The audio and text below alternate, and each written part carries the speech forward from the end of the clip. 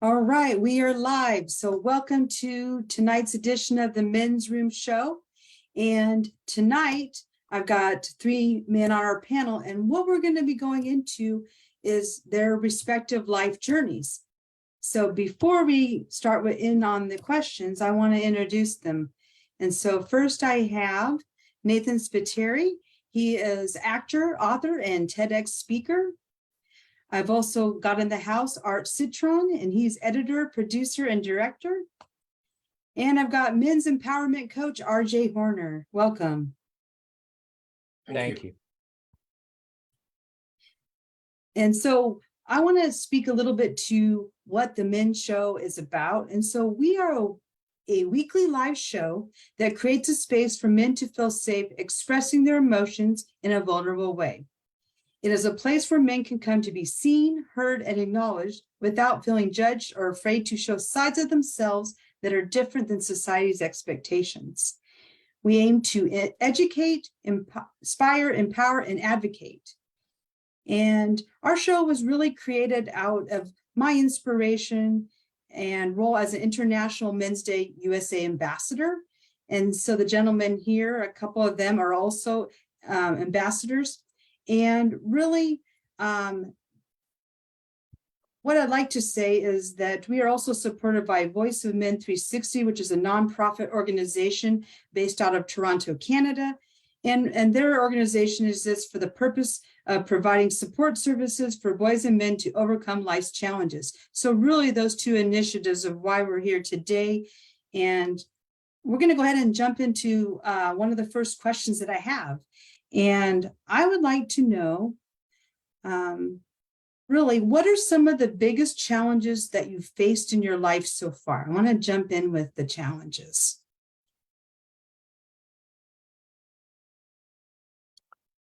Nobody's anxious to jump in, so I'll go. You know what? I've been now 10 plus years in the study of personal development. So I've got my 10,000 plus hours, I'm sure, because I study personal development, usually about 3 to 4 hours every day. My head and my mind is into personal development. But there's a reason for that, because I was an angry, pissed off man. I was struggling. I couldn't find happiness and joy in my life. And I was at a place where I was chasing people away from me. Even my wife, who was my biggest supporter, my best friend, was struggling to stay with me at that point. Like we were on the point of breaking down. Our relationship was falling apart. She had to consider whether she should stay with me on my sinking ship, or, you know, take the life preserver and find her own path and get to safe shores type thing. We were in that bad of a state. So I had to recognize that I was the cause of this, not the world at large, as I was blaming the world for my problems. So it was really up to me to realize that I was causing all of this, my attitude, my anger, my frustration. And I had to find a way to deal with that, to accept that, first of all, that I was responsible, and then do something about it. I had to, and I learned this later on, I had to entice her. I had to have a reason for her to want to be around me. So that's my biggest struggle, is that I was in a bad place, about to lose it all, about to be that guy on the street. I was about to lose my job, my house, my family. If I didn't do something to change this around, to like I said, make people want to be around me. So that was where my life and my growth journey began, because of probably the worst time in my life. Did you have someone, out of curiosity, that became that pivotal person that said, hey, you know, you got to get this together? And I mean, or did you come up with it all on your own? Well, no, I was struggling at work. And so, I mean, like, I'm always in trouble. I'm being disciplined all the time. So thankfully, my boss at the time became my mentor. And, you know, one of the first things he said to me was, cut the woe is me crap. You know what I mean? Simple words like that that woke me up, and I went, wait a minute, well, I'm not talking. Well, he says, yes, you are. You're crying about your life and all your problems. Meanwhile, he said another thing that really opened my eyes was, if there's a consistent problem, you might want to look at where the problem really comes from. And that was when I realized I was the cause of my problem. So yes, I did have somebody in my life who helped me open my eyes and change my whole entire world. Thank you. You want to jump in, Nathan? Yeah, no, I was going to jump in. Do you mind just asking me the question again? Because when you did, my computer just froze, so I missed Sure. it. That's why I didn't jump in. Sure, no problem. So what I was asking are what are some of the biggest challenges that you've faced in your life so far? And something that rises to the top. Ooh. Mm-hmm. I guess the biggest challenge for me was taking ownership of who I was and where I was in the world. I think just like RJ, I was angry with the world and I hated the world, and I didn't know how to get through that until I finally told my best friend about what happened to be about my past. Through that, I was able to find therapy, group therapy, AA, and all that type stuff. But the biggest obstacle was, in order to get through the anger and the hatred and the self-doubt and the loathing, the self-loathing and the, I don't deserve and unworthiness, was forgiveness. That was my first biggest step, was being able to forgive myself for what I had put onto others, the anger, the hurt, the lies. But I also had to go and to a certain point, and it's still a struggle with me, to forgive this man who abused me. Because if I didn't forgive him, if I didn't go and truly do the work on myself, on my situation, on what I'd been through, on who I was and where I was, and forgive this man, I would still be sitting in that anger and that hatred. I would still be sitting in that hurt and that sorrow and that self-pity and fuck the world and, everyone owes me something. But once I was able to find the forgiveness, I was able to let go. And once I was able to own my shit, able to own who I was, own what I did, own where I was in the world and the hurt, and like I said, everything I put onto others. Once I was able to forgive and then own who I was, I think they were the two biggest steps or the two biggest obstacles and steps in moving forward. Because if I didn't, I'd still be sitting in it, and I'd still be angry, and I'd still hate the world, and I'd still just be fuck everyone, fuck everything. So I think for me, yeah, it was the forgiveness and the owning my shit.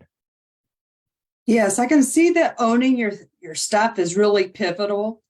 But, we talk about wanting to forgive others and forgive ourselves. And I think that's the hardest piece, is that forgiveness piece, because sometimes you want the other person, if they're available, to have that conversation and forgive, get that apology. But other times that person's either not around or not willing to go to that place to give that apology. So then that's where you have to forgive them, regardless of whether or not you get to speak with them or not. And so it's like, how does a person work through that? Can I add something to that? Yeah. You know what, Art or Nathan, bless you for being able to do so, because that certainly was the pivotal point in your growth. I'm not sure if anybody's familiar with Medea, the Medea movies from Tyler Perry, but one of his biggest messages is you have to forgive them, not for them, but for yourself. It's about how you feel, because if you're angry at somebody for what they've done to you, who is that hurting? It's only hurting yourself. So bless you for being able to do that. Bless you for being big enough and able to understand that that's what you needed. Yeah, it's exactly right what you said. It's only hurting yourself, and it's hurting the loved ones around you, your family, your friends, your colleagues. And yeah, in finding forgiveness, my man, this guy who did this to me, he's dead now. So I never got closure with him, but I had to find a closure within myself. So in order to do that as well, I wrote a letter. I wrote a letter to this man, just telling him that he doesn't own the power. He doesn't have the power over me anymore, that he doesn't own me, that I found my power. I found my voice. I found my freedom. So in doing that as well, I was able to move forward. You know, people always say, get over it, move forward. It happened 30 years ago. You know, why are you still stuck in that? But I think what people don't realize is that what happened to me is now it's a part of my DNA. It's a part of who I am. It's ingrained in me. It's not going away. It's not going to disappear. It's not about throwing it away and getting over it like people say. It's about understanding it, learning from it, evolving from it, educating myself on it, and moving forward with it, growing with it. So that was another big thing as well in one of my obstacles, was being able to find closure.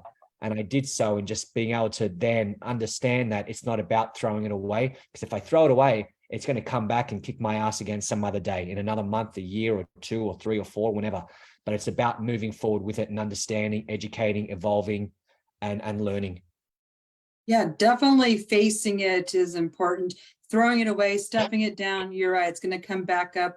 And, you know, a lot of times people are going through a healing process, right? You're going through that. And, you know, to have someone say to you, you know, why is that bothering you? Like you said, 30 years later, well, who are they to say that you have a certain time period that, you know, after 2 weeks, you should be great, or after, you know, 2 years, you should be great. Well, maybe that's not going to happen in that timeline. And it's really hard when society wants to put you into a healing on a timeline, and it takes you longer, and they put you down for it, or they'll, you know, make you feel bad about it. So that's a really good point, because I see that come up for myself even. You know, people say, you know, get through it. It's, you know, it's only something that's going to be temporary. It's not going to be forever. And it's like, well, you haven't been here either. So how can you, you know, so when people do that, yeah, and then because I honestly think that healing is on its own timeline for each individual person. You can't put that on there, as much as you even personally may try to do that. So I'm glad you put that point out there, because I think it's important for people to really hear that. It's amazing. It's also the idea of forgiving yourself and forgiving the others. But also for me, I'm kind of in the same boat. I was raped at a young age by my father, and my mother for years, you know, ignored it. You know, it was just like, you know, part of normal life. And she died before my father did. My father had dementia, and I had to deal with him for literally 10 years after my mother died, until he finally died. And that's when everything broke down in me. And I just became very self-destructive, to the point, like all these other guys, where it's just, life had no meaning. I was angry at the world. I was angry at myself. And then I had to not just forgive them and forgive myself, but I had to, in my mind, in my imagination, to see them ask for forgiveness. And almost to the point where that therapeutically for me, that helped, because they felt sorry. They didn't have the tools. They didn't know where they were coming from. And it all came to a head probably maybe like 3 years ago. I was deep in meditation, and my grandfather, who was a soldier, a fortunate soldier, he fought in World War I, he fought in Archangel, he fought with Teddy Roosevelt. He was just his professional soldier. He was never good at anything else but being an assassin, being a killer. And a lot of that anger that he had went to my father, and my father had no idea where it came from.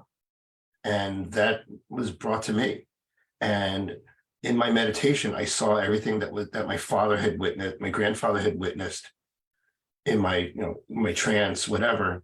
And he said, this stops with you. And with that, I had to learn to forgive my father, my grandfather, my ancestral baggage that I had carried from them. And then with that, you know, I'm still a work in progress. I'm not perfect, but I am much better than I was, you know, even, you know, 2 years ago. You know, it keeps growing, it keeps working. But the magic thing is forgiveness, you know, for yourself, for others around you. I mean, in reality, we're all part of the same fabric. And, if I forgive myself, I forgive you, because we're all part of the same thing. So it is, that's the magic, almost one of the magic bullets in this to really heal from whatever trauma happened to you is forgiveness. So. Thank you. Mhm. So moving on from forgiveness, I want to talk about some of the lessons like that you learned along the way. And if you could think about some times where you had learned some things that you wish you had known a lot earlier in life. You guys have any examples of something that has come up in that area? I guess if there's things that I wish I knew earlier in life, was I wish I knew that it wasn't my fault. I wish I knew that my abuse wasn't my fault. Through his grooming, his manipulation, his lies, it was all my fault. I deserve this. My parents hate me. He's the only one who loves me. If I say anything, everyone's going to think I'm a liar. If I say anything, I'm going to go to jail and this man's going to get off. So one of the biggest lessons I learned was in therapy. And my therapist said, Nathan, if you could go back today and speak to your 8-year-old self, what would you tell him? And I would and ah about it, but my therapist was a tough lady, and she kept on it with me. And I come to the realization that it wasn't my fault. And when I did that, the weight was lifted off my shoulders, the heaviness, the guilt, the shame, the anger. So I think one of the big lessons, one of the biggest things I wish I knew back then was that it wasn't my fault. I was able to talk about it, that I didn't keep it a secret for 25 years. And that's what really set me down the wrong path.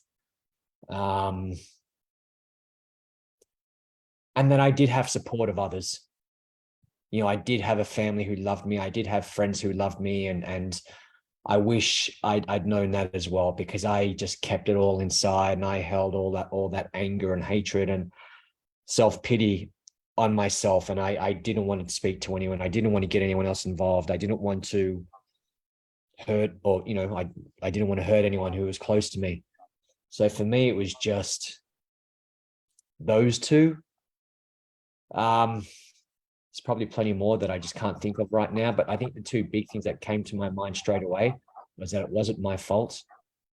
I think that was a big one, and that I had the support and love of others, and that I was in a safe environment to be able to come out and talk about it, but I didn't. And that's what drove me to sex and drugs and violence and trying to kill myself. So, if I'd known that stuff, I think my life would be completely different now. And I wouldn't change anything, because it has brought me to where I am and who I am today, but life would have been so different. I agree with life would have been different had you thought that you could open up and talk to your family and friends. A lot of times we, don't want to share our baggage or things are going on inside because we don't want to burden anyone else. And, one of the things that I think about is that sometimes in life, we tend to define ourselves by the things that happen to us. And we let that get in our way and pull us down when, there's times where we experience trauma and it wasn't our fault. We didn't ask for it, but we were there, and so that's a hard one.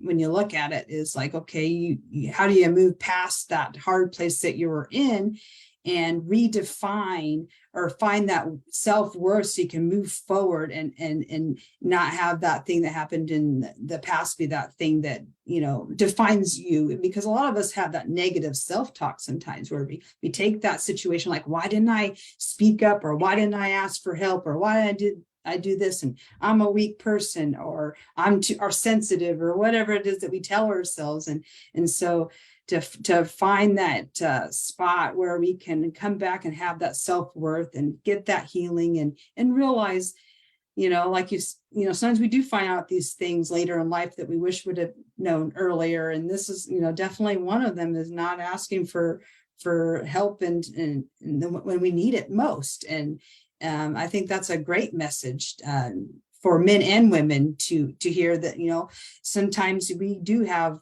things that are hard. It's finding the right person that we can open up to, of course, and because that can go badly too. I've opened up to somebody that comes back and they use it against you, and not so fun.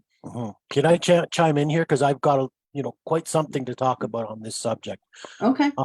Because look, I was abused as a young boy, but I've always been strong. You know what I mean? I spoke up about it. You know what I mean? When this was happening to me, twice it's happened, and twice I spoke up about it. And, like Nathan said, what happens if I speak up and this person's going to get away with it? You know what I mean? Because society looks down on back in the 70s when this happened to me. It wasn't prevalent. It wasn't allowed. It wasn't, a discussion that people, and then again, who's going to believe you, right? But because again, I was a 4-year-old boy when it first happened to me, and I spoke up about it. And first of all, the person was blaming me. You know what I mean? Oh, well, he wanted this.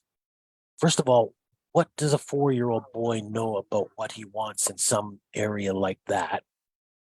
But then if you even thought that that's something I wanted, and this was a teenager who did this to me, what does that say about him, right? So I was a young boy, but I was a smart young boy. So I realized this, but all I wanted at that point was my parents to believe me. You know what I mean? I'm not telling a lie. And so they went and took me so this was my father's boss's grandson who did this to me. And so they took me to my father's boss, and she tried to have a conversation with me to see if I was telling the truth. And then she told me, well, the police won't believe you. If you take this to court, the police won't believe you. And I thought, you know what? I don't care. I said, this happened. Whether you guys believe it or not, this happened. And I said, you know what? All I want at this point is I don't want my parents to be questioning me about this. Why should they, they should just automatically believe me. If I tell them something, they should, especially in something about this. Why would I make up something like this? So all I wanted was my parents to believe me. So then again, it happened, like I said, when I was about 7 or 8 years old. And I went to my father. Now, my father and I had this conversation about why didn't you believe me? You know what I mean? So it was about 7 or 8 years old, and it happened again, something similar.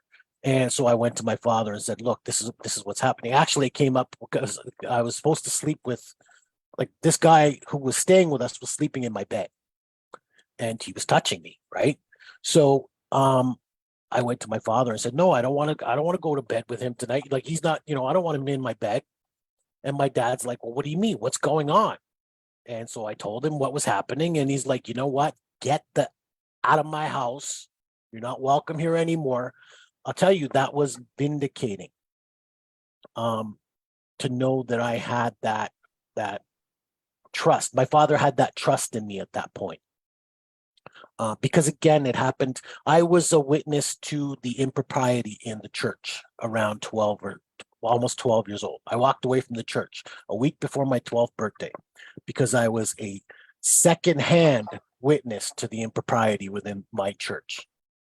And so, but again, I was strong enough because of the support I had from earlier instances. I was strong enough to be able to recognize, challenge, and walk away from something like that. And then the preacher at my church, because of the situation I brought about, disappeared. He went to Argentina a month later. As the church hears about stuff like that, they wipe it away and brush it off, and so he disappeared to Argentina a month later. But everybody in my church knew, and in my neighborhood knew about or learned about what was going on, all because I became a strong person, because I had the support at a time I needed it, right? And you know what, to Nathan, look, you can't make the decision in the moment of, you know what I mean? For whatever reason, whatever's happening to you, you're a young child. You cannot, I think, recognize the repercussions of what you might say or do. So you can't understand how it will affect you years later. You're still dwelling on this. I can see that. All, in adulthood. So all I can say is, look, that's a tough situation. All three of us have been through this, obviously. All three of us have handled it differently. But I will say I'm a lot stronger for having been able to speak up about it, to have resolve around it, so that this didn't torment me all my life. So if any young boys out there who are going through something like this happen to hear this broadcast, use your voice, man. Tell somebody. Don't be afraid. Don't worry about what's going to happen when you speak up about this person. People need to know about it. They need to know what this person is like. They need to hear how this person is behaving. And that person may just take ownership and deal, like, have their repercussions brought about because of your bravery in being able to speak out.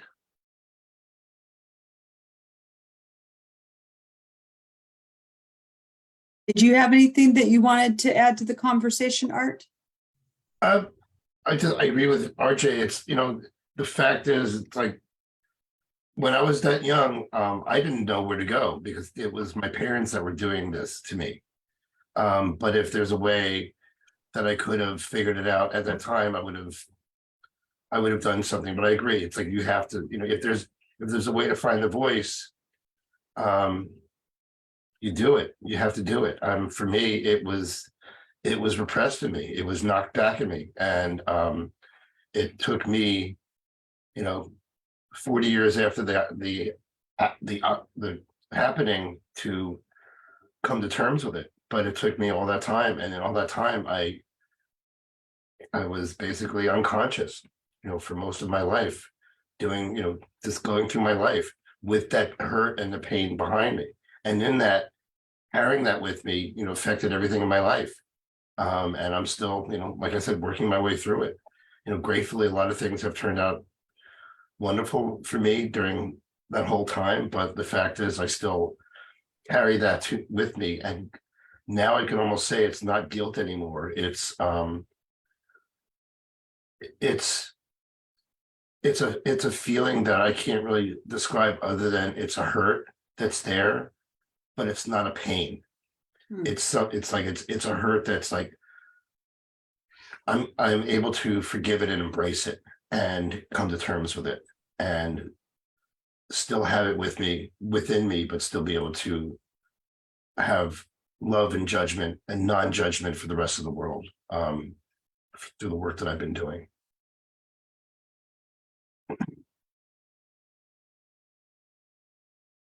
Thank you for sharing that, you've gotten to that place. That's really good to be able to, like you described it. I could get what you were saying about having the hurt not be that painful thing, but that thing that you're accepting of, it's a part of you, and you can move through it and to the other side and be excited and happy about your life and the work that you're leading. I want to take us to another question that I'd like to explore. And so what do you think are the most important things for a man to focus on in order to be successful and fulfilled?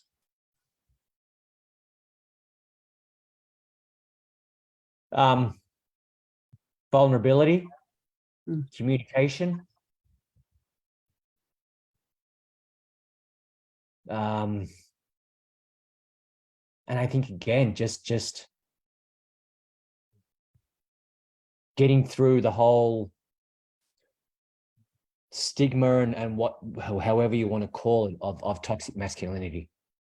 I think for a man to succeed in life, to be able to succeed in life, he needs to know who he is, where he is, know that it's okay to talk, it's okay to cry, it's okay to communicate, it's okay to break down, it's okay to share what you feel and what you're going through and where you're at in the world. So I think, vulnerability, communication, being a man, and not worrying about or not falling into the stigma that is toxic masculinity or unhealthy masculinity. I think, yeah, for me, that's what's important for me as a man. And one thing that I've had to deal with and go through is once I was able to be vulnerable, once I was able to communicate, once I was able to be real, own my shit, let go of the toxic masculinity that surrounded me, then I was able to become successful, and not successful financially, but just successful in my relationships with my family, with my loved ones, with lovers, with friends, because that's what's important. It's not about quantity, it's about the quality of life. And for me, it is the vulnerability, being able to share. And I've just started dating someone, and with her, I'm able to finally open up and be real and communicate. And it's a wonderful thing. I enjoy it. I enjoy the tough conversations that I used to shy away from and run away from. But now I'm in there and I'm in the trenches and we talk about it. And sometimes it's uncomfortable. But once you're done with it, once you've had these conversations, you can move forward. Whereas before, I would just hold on to it, and it would just build and build and build until I explode and do something stupid. So, yeah, vulnerability, communication, letting go of the toxic masculinity, letting go of shame, and that will, yeah, give me all the success and all the wealth in the world. Do you find that in your friend circle, your social circle, your work circle, that that's happening more, the vulnerability amongst men? It is. Mhm. It is. Oh, I think we've still got a way to go. I am. And I think obviously my best friends and my mates and my circle know about my life and know where I've been. So when they see me open up, I think they feel a lot more comfortable in opening up. Mhm. I don't, from what I know, no one's ever said anything, but no one in my circle has been through what I've been through, has been abused as a child. So when they see me being vulnerable and opening up and being able to share and communicate and be, courageous and whatnot, then I think it allows them to say, okay, well, if he can do it, I can do it. This is a safe space. It's okay not to be okay. As we know the saying, it's okay not to be okay. But I think more important than that is, it's okay to say that you're okay, that you're not okay. It's okay to talk about not being okay. Because yes, it's okay to not be okay. But if you're just going to sit in that and not talk about not being okay, then you're not really going anywhere. You're not taking those steps forward. You're still sitting in it. So for me, being able to show that and do that and talk about my vulnerability, about my past, about what's going on in my life now, about the heaviness. And I still go through my depression and my good and bad days. I'm sure we all do. But in me able to do that, it's allowed my inner circle of males open up. But what I've also noticed, it's allowed my inner circle of female friends, it's allowed them to open up and be vulnerable as well. It's not just a male thing or a female thing. It's together. Mhm. Thank you for that. So what do you have to say, either Art or RJ? Yeah. For me, about this? the two things that I've embraced is being truthful. The old saying, "To thine own thyself be true." It's basically being truthful in everything that I do. Because for most of my life, I was not truthful, even in my self-talk. I lied to myself. And to be able to open yourself up to being vulnerable and to see and say and do the truth, your truth. That's been the number one thing for me. And the other one is also working toward, as Earl Nightingale would say, is like working toward my worthy ideal. Who do I want to become? What type of person do I want to become? Those two things have opened myself up to my growth. Those have been the biggest things for my growth, is seeing my goal and what I want to do with my life and being truthful. And everything else is like, what do they say? Do unto others as you want them to do unto you, and everything else is commentary. That's it. It's just doing those things and being those things and being truthful in those things and working toward those worthy ideals of yourself. That's it. Everything else is gravy. I like that. Truth and becoming who you want to be. That's a Thank nice pairing there. Thank you. Absolutely. And you know what? To add to that, you know what? It's something both the other guys have said that so far, is that owning what you've done, what you've created, whatever space you're in. And to some people this may hurt even saying that, is that you're responsible for it. Like even with Nate or Nathan and Art, what they've gone through. I'm not saying they're responsible for it. They didn't make it happen. But by not being able to speak up, by not being able to voice what's going on, it allowed it to continue. It allowed these circumstances to exacerbate, to become bigger than they actually should have been. Now, I never considered it vulnerability in telling my story. I've always been, I had a voice and I know how to use it. I speak up. So I believe that communication is the master key. The communication, I've said it before, it opens up doors. It allows conversations to happen. It allows information to transfer from one person or one party to another. Even like we've had this conversation here in this forum where twice, I've been in a place to where my relationship was falling apart. And it was because there was a communication breakdown. And then it was like a couple of years ago where my wife was ready to leave me again. You know what I mean? And we had to sit down and have some deep, intense conversations that other people might want to avoid, right? Even though they're in a place where this is all falling apart, you might be divorced or separated, in a couple of weeks or a month. Or tomorrow, really, if you don't speak up. And they'd rather avoid it than deal with it and speak up and have those, have your say and allow the other person to have their say.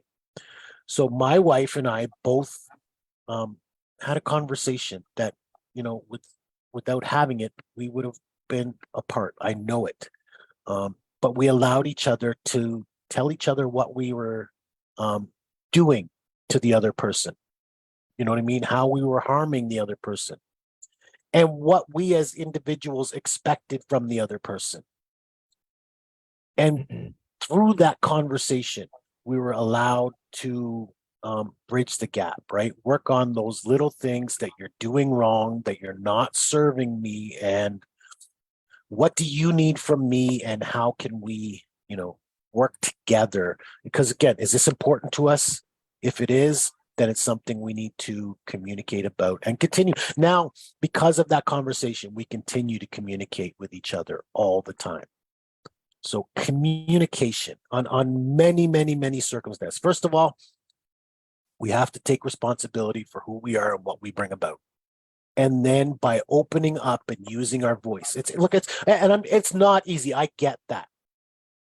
For many people, it's not easy, but that is the key that will open up most doors. You're right. It's not an easy thing. That's something that I come across daily. It's people have a relationship that falls apart. Then they don't know how to go into the conversation because either they're walking on eggshells or they don't want to hurt someone's feelings, or they just would rather forget about it and hope it goes away on its own. I would say that the most breakdowns in relationships are because of those reasons, the failure to communicate, that going silent and not saying anything. And I will say too, is that when we were in this place where we had to have that conversation, I was thinking about it for days on end. What do I need to say? How do I say it? What do I need to say? What's the best way to say it? Should I say it? But all of that is dwelling on your mind at the same time, just making the circumstance worse and worse and worse until you get it out. Now, the sooner you get it out, it comes across with less pressure, right? It's a release rather than, like Nathan says, where it comes across and you just explode and it comes across in a way that you really would not, you wouldn't like to have. And then, of course, everybody around you is just like, what the is going on here? Right. So those are the circumstances we try to avoid. And the sooner we speak up, the less pressure it's going to be.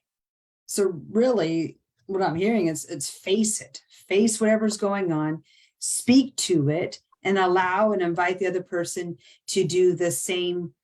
And, you know, after you've said your thing, invite them to say what's on their mind and what they need. And if you do it as a healthy exchange, that's how we have healthy relationships. Yeah. And to quote it doesn't Nathan, have to be that own hard. your shit, right? That's where, honestly.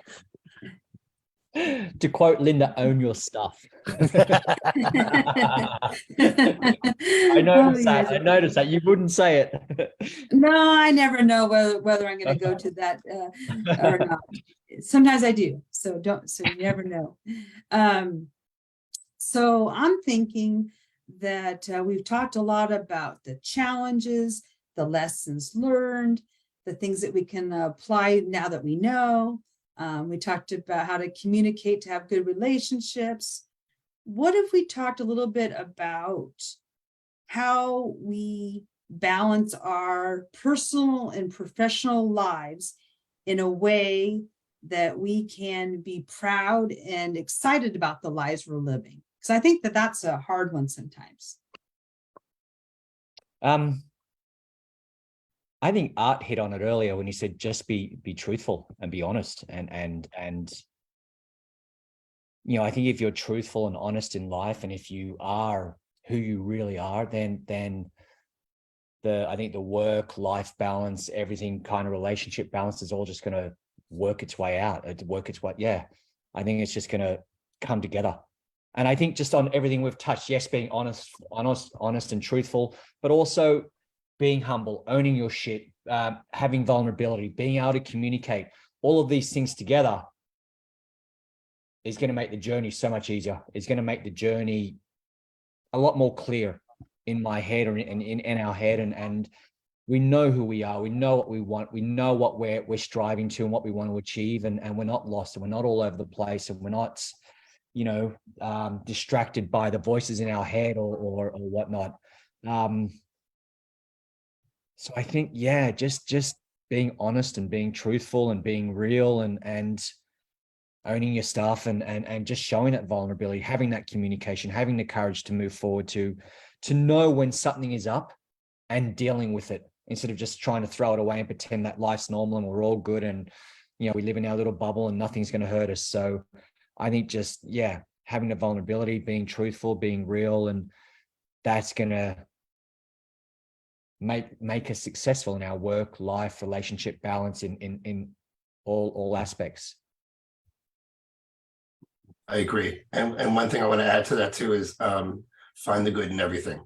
Yes. Because there's always good in everything. And, you know, the minute you go down the rabbit hole of bad, then you're going to go down that bad hole. And it's like, find the good, man, because there's good. The universe is plus and minus, and find the plus. It's there. Yeah. Absolutely, Art. And again, you know what? Just knowing when, again, take responsibility, right? The sooner you open up about it, the sooner you can change it. I know I was in look, let's talk about my life right now. This is a good example because I believe I'm in a great place. I'm loving what I'm doing. I'm enjoying my life. I'm enjoying my day to day. But look, I'm now going on, 15, 16 hours of just work, just in, doing this, doing that, moving to this, moving to that. I got to spend 5 minutes with my wife today, but it was moments that were appreciated.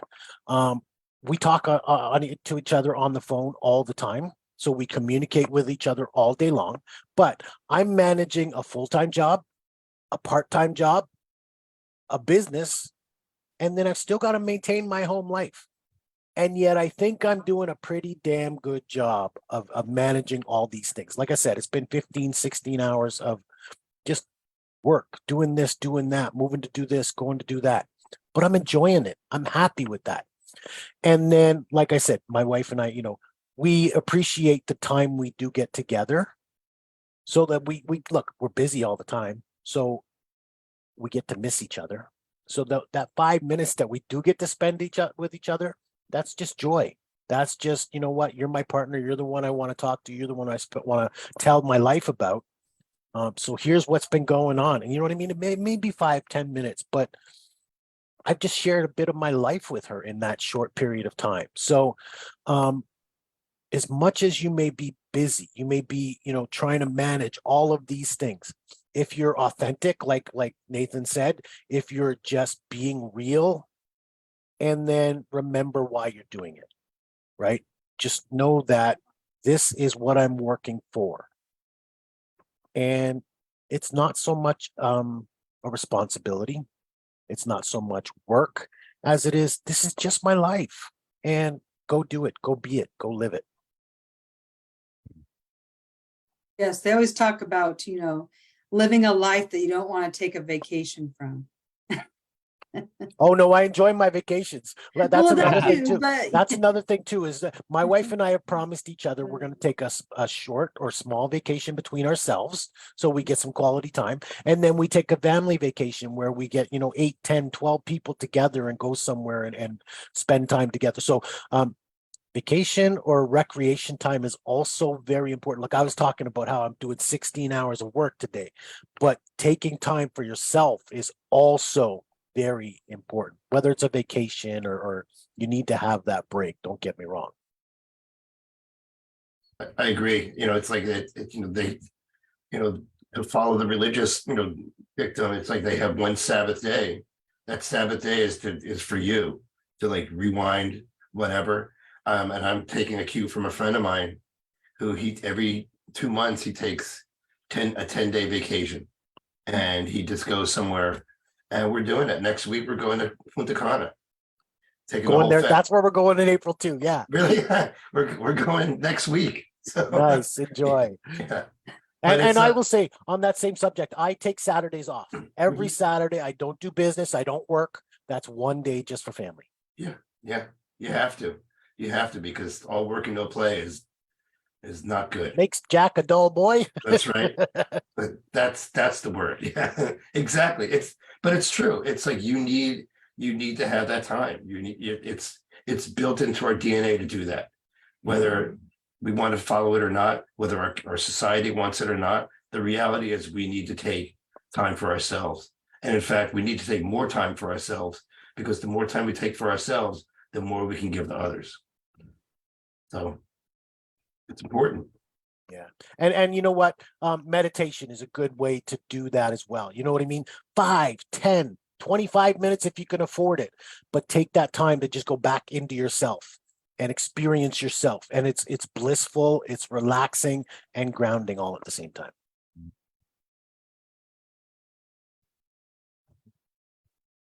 It's true. I follow the transcendental. I do it twice a day, 20 minutes a day. And it's magical. It's changed my life. so to close out today, because I know that we could probably talk for hours on all kinds of different things.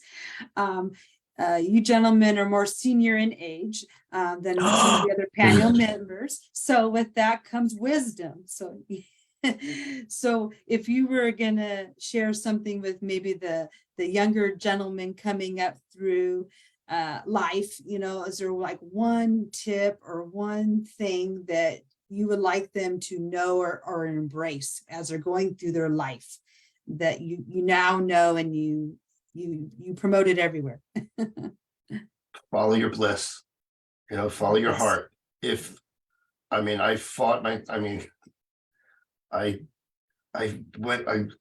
going to be, I'm a filmmaker, but for most of my beginning life, I was a doctor. I was going to be a doctor. I went to pre-med, and 2 years into it, I couldn't do it, and I quit, and I went into film.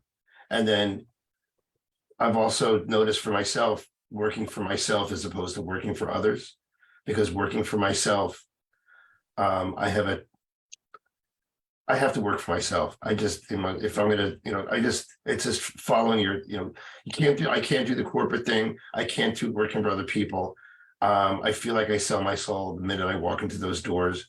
So you just have to, for me, it's following my passion and to the fullest and enjoying the ride, really. I've made so many mistakes in my life, but you know what? They're my mistakes, and I will stand by them. And for that, I'm grateful. you so much for sharing that, because there's a lot out there that other people define how we're going to live our life and how we're going to do it, and to follow your passion and know what you want and to just go there anyway. I think that's great. So I can chime in here too, because it's something that kind of follows along what Art said. First of all, we have voices in our head for a reason. We have vision for a reason. We dream for a reason, because we are meant to create these things. We are meant to be the creator. We're meant to follow that path, whatever it may be. You know what? Art knew he's not happy being a doctor. This is not the life for him. And he decided, you know what? This is what I want to do. This is, look, you can look around and see Art chose the right profession when you look at his background, right? So Art did what he wanted to do. He did what was calling to him. And there's a reason we call it a calling. Look, I may have abandoned the church at 12 years old, but I never walked away from my values. And I still come back to the scriptures. So having said that, if we're hearing these voices, if we're telling ourselves these things, it's because we're meant to experience them. So go ahead and let yourself experience it. There's another expression, and it kind of follows on everything we're talking about today, is that if God brings you to it, God will bring you through it. In other words, we're meant to just go and experience it, right? Live it, let it happen. You'll find a way through it. Even if it's that you're not happy in your profession, like Art, he wasn't happy. But by going through it, he found out his true calling, his true path, and he allowed himself to experience that path. I think that's what it's all about. I think we're all meant to work for ourselves. We got caught up in this trap that I have to pay the bills. I have a job to do. In fact, the industrial era brought us up to, everybody has a place, everybody has a job to do, everybody has a station. But that wasn't meant for humanity. We're meant to thrive and survive for ourselves. And that usually means being an entrepreneur, working for ourselves, fulfilling our dream. We just don't know how to intertwine that anymore. We have to pay the bills. We have to survive. And we seem to be working for that nowadays. But look, there's a reason I'm building a business on top of everything I'm doing. Sure, I'm still paying the bills, but I'm working for my dream, right? So that one day, that's what I'm working for. That's all I'm working for. Yeah, nice one. I like what you've both said on that. If I can add to that, I'd be like, just be honest with yourself, with these young kids. Be honest and truthful with yourself, and live with the right regrets. Yeah, just live with the right regrets. And as messed up as the world is today, the world is a beautiful place. There is so much beauty and love and hope in the world. So just go out there and get it. Just follow your dreams, do what you want to do. Like you said, instead of going to art, instead of going to medical school, you went to film school. I'm a filmmaker too. I'm a writer. I've just got all these people interested in making my story as a film now, turning my book into a movie, which is amazing, my memoir. So follow your dreams, live your life, but just be truthful, be honest with yourself, and make mistakes. We're all going to make mistakes. Just learn from them and move forward with them and understand them. Don't make mistakes and throw them away and pretend they didn't happen and life is rosy. Make mistakes. Have your heart broken. Be vulnerable. Be real. Just like I said, live with the right regrets and just be honest with yourself. I love everything that you guys have all shared tremendously. What we do each week has been impactful to not only the panel as you guys coming to the conversation, but to everyone listening.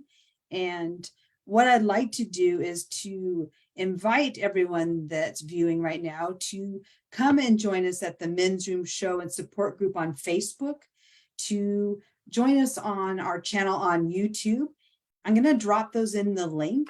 And what I'd also like to do is to ask or invite people to share their questions, to share their thoughts of things that we could be talking about when we meet in our group, when we are having our broadcast or shows weekly.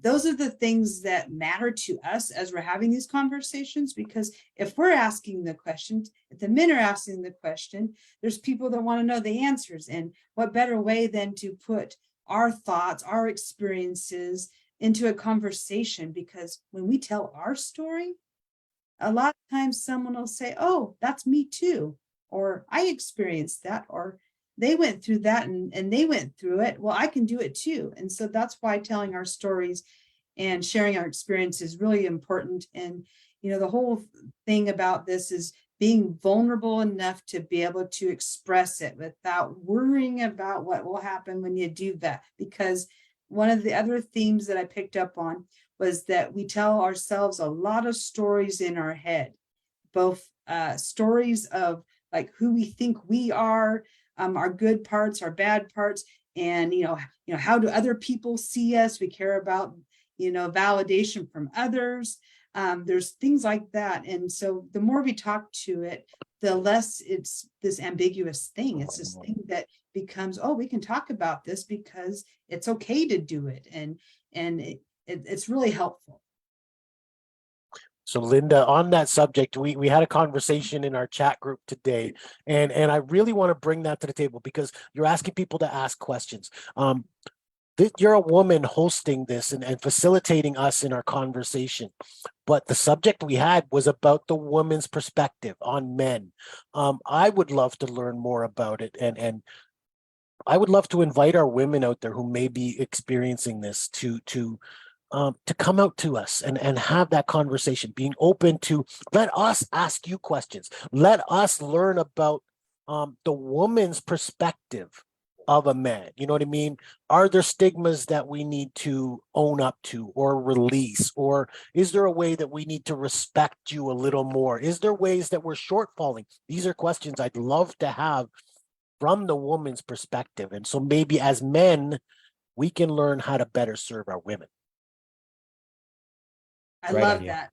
Yeah, and I think it's a great idea because everything that we're talking about is, not necessarily a men's issue or a women's issue. It's a human issue. Mhm. And the more that we can engage in conversation, coming and going, the stronger and healthier our relationships are going to be all around.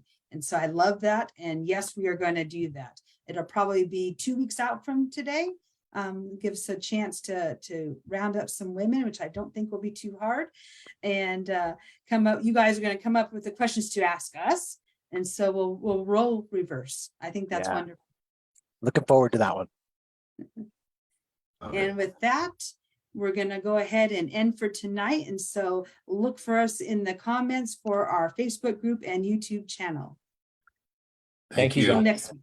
Thank Good you so night. much. Good night, everyone. Good night.